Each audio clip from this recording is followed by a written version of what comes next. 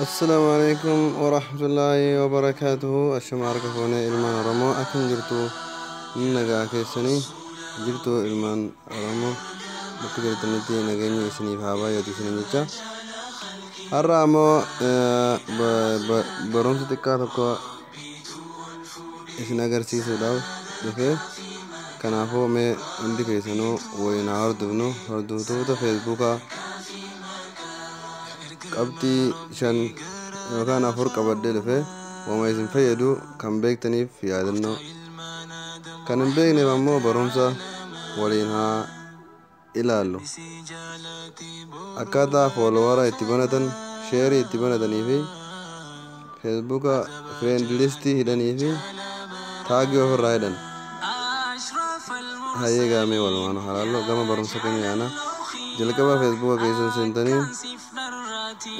agarsiin booda iddoo kana tuqtan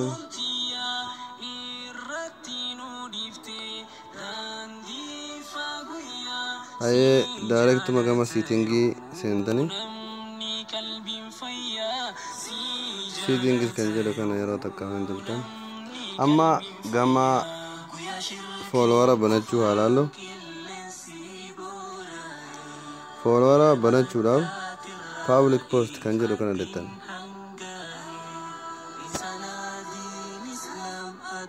haye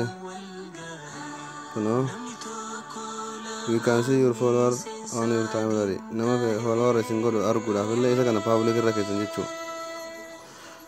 kuno kan jalqabaa kanarraa kaastee hunduma isaatu public irra keessanii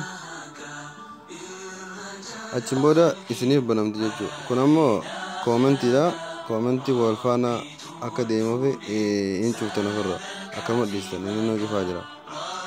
hayyee kun kan foolowaraati sheeriinis asuma keessa jira public irra keessan hunduma isaatu jechuu amma gama taagii yoo yaane waan namni maqaa keessan isinirra taag godhe akka isin jala hin dhufne yoo barbaaddan isa kanarra dhoytanii kuno tag who can post you on your timeline friend yo irra jiraate irra fuutanii only me kan jedhu kanarra keessan only me irra keessanii isinirraa hidhama jechuu taagiin kanallee isa lammaffaa kanaas only me irra keessan isin qofaatu arganama isin irratti godhe achumaan riimuu ofirraa godhuu dandeessan kanaaf feesbuuka keessan keessatti gabbee poostii keessa wajji walitti hin makamu jechuudha hayyee amma gara fireendota dhoksuu fi kan kana fakkaatan haa laallu asii isa kanarra dhooftan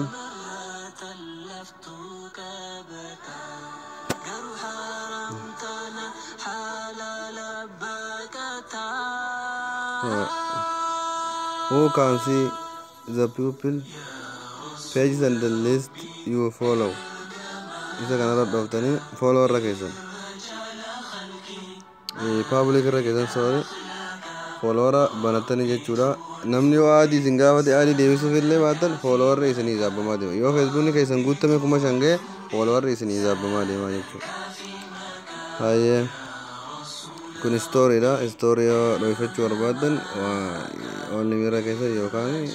ittuma dhiistan asiin ammoo nama adii isin gaafatu nama adii isin gaafatu yoo ofirraa hidhuu feetan nan irra keessanii kun hidhuun faayidaa hin qabu everyone irra kaa'achuutu isinii gaariidha waan ta'eef maaliif follower akka isinii deemuuf banumaatu wayyaadha